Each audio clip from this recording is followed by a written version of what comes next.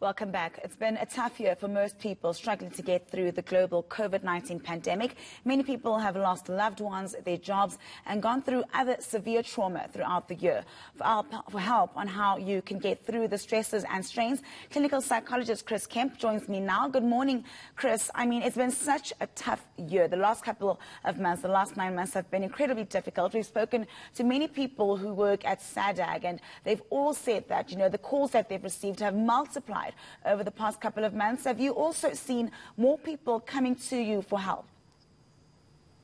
Yes, yeah, and I think especially we're going to see more so now that things have picked up again. I think I've mentioned this before, but I think there's a sense of hopelessness and feeling like we were over the hump, and now it seems like we're circling back again. And I think a lot of people were hoping next year coming would be different.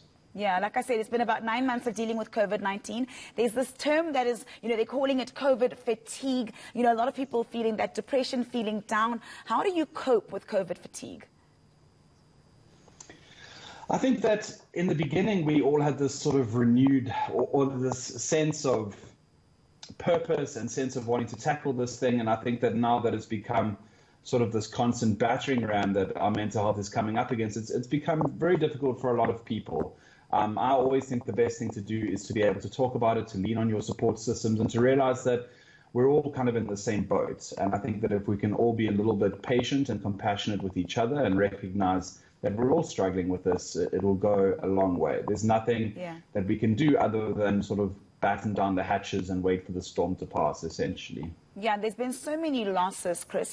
People have lost loved ones, they've lost their jobs, they've lost their homes, they've lost their money. And, when it comes to the loved ones that people have lost, they haven't really been able to give them the sending offs that they would have liked. And it has had to have people, getting accustomed to non-traditional ways of mourning. What exactly are these non-traditional ways of mourning? And how does one grieve a loved one properly without being able to, to send them off the way you would have liked? Well, I think you're highlighting something really difficult in that a lot of people have very specific rituals and traditions around the passing of loved ones that they haven't been able to do due to all the restrictions. And like you say, I think it comes from everyone finding their own personal way through in terms of how they can gain closure within the limitations that they've been given.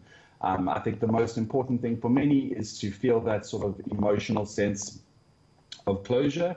And that's going to be different for everyone, but I think it's important that within the boundaries that we have, that everyone find their own way of acknowledging those who have passed and connecting and making sure that you are actually connecting with your feelings and allowing yourself to grieve. That mourning process is important, and it's important not to suppress our feelings or to disregard our feelings. So as long as you're finding a way to do that, I think that's the most important thing. Yeah, and I mean, a common trend, Chris, when one is in turmoil and going through such a difficult time, people tend to look for coping mechanisms. And this is where we see issues like substance abuse becoming prevalent. How does one look, what signs does one look out for where maybe you are, leaning a little bit too much on in terms of substance abuse?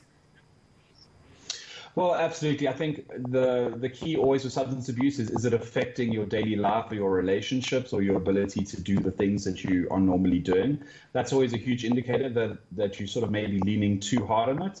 And I think that, we want to engage in what we call adaptive coping mechanisms. So things that are healthier for you. Be careful of creating long-term problems due to short-term pain, essentially. So rather look to lean on loved ones, to lean on your existing support systems rather than engaging in things that may hurt you more in the long run. Yeah, I don't know how easy this is going to be to answer, but we've got about a week left before we enter a new year. We don't know what to expect from 2021. How does one, maintain a positive outlook or try to go into the new year with some form of positivity?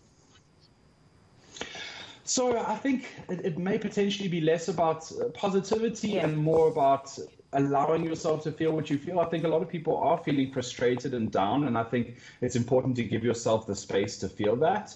And I think if you can give your feelings room to breathe, so to speak, then you can allow yourself to acknowledge them and say, yeah, actually, I am angry, I am upset, I am frustrated, and then move through that. I always say with feelings, the only way out is through. Yeah. And so it is important to allow yourself to feel that frustration. So positivity is great as long as you're not using it to suppress your feelings or berate yourself for feeling frustrated, because we're all in the same boat. So I think we all are hoping to go into this new year with sort of a renewed energy and ability to tackle what's ahead, but give yourself the space to feel that frustration as well. Yeah, so what you're saying, Chris, is that, we tend to want to get rid of or ignore the negative emotions, but what you're saying is that negative emotions are also necessary.